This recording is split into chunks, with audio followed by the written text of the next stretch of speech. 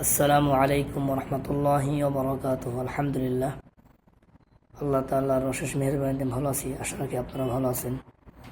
আল্লাহ তাআলা আমাদের সকলকে পরিপূর্ণ সুস্থতার সাথে সম্মানের সাথে রাখুক দুনিয়াতে, আমিন। তো যারা প্রবাসী ভাইরা আছেন তাদের প্রতি গুরুত্বপূর্ণ একটি ভিডিও, আমার একটি ভালোবাসা প্রকাশ করি আপনাদের মাঝে। আশা রাখি অনেকের ফায়দা হবে, সেই জন্য প্রকাশ করছি।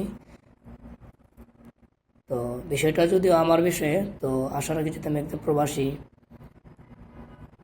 আমার মতো যারা প্রবাসী আছেন, আশা রাখি আপনাদের জন্য একটা উপকারী একটা ভিডিও হবে। তো আল্লাহ রাসূল সাল্লাল্লাহু আলাইহি ওয়াসাল্লাম হাদিসে বলেছেন, ক্বালা নবী সাল্লাল্লাহু আলাইহি ওয়াসাল্লাম, আলা কুল্লুকুম রাঈন ওয়া কুল্লুকুম মাসউলুন আন রাইয়াতিহি, ও কামা ক্বালা নবী সাল্লাল্লাহু আলাইহি ওয়াসাল্লাম। হাদিসটি বর্ণিত আছে আবু দাউদ শরীফে।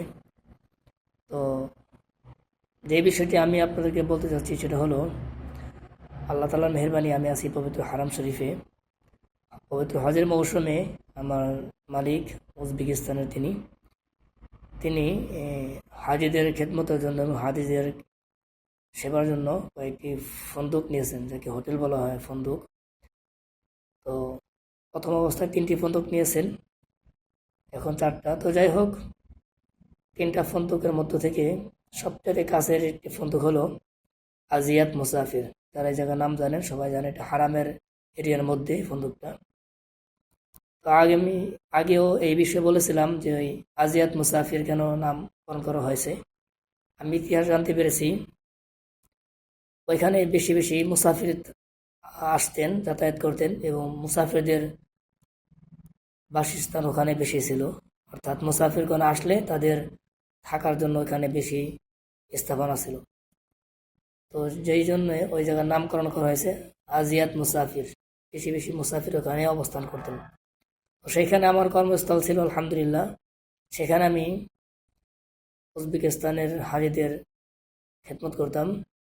তো 11 দিন খেদমত করার পরে মালিক আমাকে বললেন, তোমাকে অন্য একটা ফন্দুকে দেওয়া হবে। আমি বললাম, সমস্যা নেই, আপনি আমাকে যেখানে এই কাজের জন্য পাঠান, ইনশাআল্লাহ আমি সম্মানের সাথে সেই কাজগুলো করব এবং আপনার কথার আমি সম্মান করব ইনশাআল্লাহ।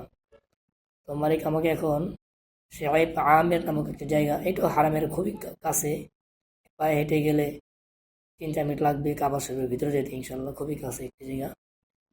তো এই শেখাইব আমর জায়গাতে এখন আমি আছি। এই জানার বিষয়, যারা প্রবাসী আছেন তাদেরকে বলি যে প্রত্যেকে যে যে দায়িত্বে আছেন, দায়িত্বের প্রতি সচেতন হবেন, দায়িত্ববান হবেন, ইনশাআল্লাহ তাআলা আল্লাহ তাআলা আপনাকে সম্মানিত করবেন। তো আমার যে বিষয়টা বলি, আমি 11 দিন কাজ করেছি আজিয়াত মুসাফির, ওখানে আবেদ মাসউদি হোটেলে। হাজিদের অনেক ভালোবাসা পেয়েছি, অনেক ভালো লেগেছে। আমার যারা সহকর্মী ছিলেন তারাও খুবই সম্মান করতেন। তো তারপরও মালিক আমাকেই হোটেলে নিয়ে আসছেন। কারণটা হলো, এখানে যারা কর্মী ছিল, একজন ছিল ইয়ামানি আর একজন উজবেকিস্তান। তো যাই হোক, এই দুইজনের ভিতরে কাজের অবহেলা, দায়িত্বের অবহেলা হওয়ার কারণে একটু বদনাম হয়েছে, ঝামেলা হয়েছে। তো মালিক বিবেচনা করে এই অবহেলিত জায়গার উপরে আমাকে দায়িত্ব দিয়েছেন। তো এখানে আলহামদুলিল্লাহ 100 জন হাজি আছে। এখানে 6 দিন হলো কাজ করতেছি। তো আলহামদুলিল্লাহ এই 6 দিনেই দেখতে বললাম হাজিদের অনেক ভালোবাসা, অনেক দোয়া পাচ্ছি, অনেক ভালো লাগতেছে। এবং এই বিল্ডিংয়ের যিনি মালিক, দায়িত্বশীল, তো তারাও অনেক সম্মান করে আলহামদুলিল্লাহ। তো গতকাল রাত্রে মালিক আমাকে বলতেছে, নাসির, তোমাকে আগের জায়গায় নিয়ে যাবো। আমি বললাম, কেন? তোমাকে আগের জায়গায় সবাই চাচ্ছে এবং বলতেছে তুমি আগের জায়গায় যাইবা। আমি বললাম যে মুদির, এখানে কয়েকদিন ওখানে কয়েকদিন, এটা কেমন দেখা যায়? বললো, সমস্যা নাই, তবে ওখানে যাইবা। আমি বললাম, ঠিক আছে, যাবো। প্রথমে একটু রাজি হয়েছি। যখন নাকি এই বিল্ডিংয়ের মালিক জানতে পারলো, লোকজন, তারা বললেন যে নাসিরকে দেওয়া হবে না, এই মতোয়া যেখানে আছেন উনি এখানেই থাকবেন। ওনার কাজ বা এভরিথিং তাদের খুবই ভালো লাগছে। সরাসরি আমার মালিককে তারা বলছে যে এই নাসির ছেলেটা যেখানে কাজ করতেছে উনি এখানে কাজ করবেন, ওনাকে না নিলে ভালো হয়, আপনি অন্য লোক ওখানে নিয়োগ দেন। আলহামদুলিল্লাহ, এতটুকু ভালোবাসা পেয়েছি, যেই কারণে প্রবাসীদের জন্য আমি ভিডিওটা শেয়ার করলাম। আর আমি হাদিসের প্রতি আমল করার চেষ্টা করি যে দায়িত্ব ছোট হোক বা বড় হোক, আশা রাখি যারা দায়িত্বশীল ব্যক্তি, যারা স্বতঃস্ফূর্তভাবে দায়িত্ব পালন করবেন, আল্লাহ তাআলা তাদেরকে দুনিয়াতে সম্মানিত করবেন, আখিরাতে সম্মানিত করবেন। আমিন। আর আরেকটি বিষয় বলি, আমার উপরে যেই দায়িত্ব আসুক, আল্লাহ তাআলা যেন আমাকে সঠিকভাবে এই দায়িত্বগুলো পালন করার তৌফিক দান করেন, ইখলাসের সাথে, আমানতের সাথে। আমার মালিকের পক্ষ থেকে আমি যে ভালোবাসা পেয়েছি এবং যারা সহকর্মী আছে মাশাআল্লাহ, তারাও অনেক মূল্যায়ন করে, আলহামদুলিল্লাহ।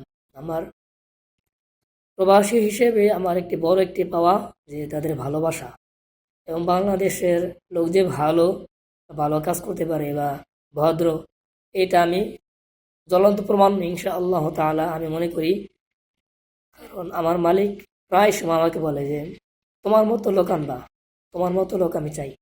তা আমি মালিককে বললাম যে হাবিবি, আমার মতো লোক তো আমি আনতে পারবো না, আমি একজনই। দ্বিতীয়ত আমার মতো লোক তো আমি এভাবে দেখি না। তো বললো যে তারপর চেষ্টা করবা যে তোমার মতো এখন আমানতদারিত হওয়া, বিশ্বস্ত হওয়া।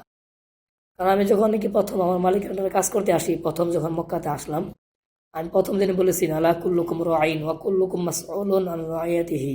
আমি হাদিসটি আমার মালিককে শুনিয়েছিলাম, ওখানে সৌদিও ছিল কয়েকজন। তা আমাকে এতটুকু বলছিলেন যে তুমি ইনশাআল্লাহ আমানতদারিত হইবা।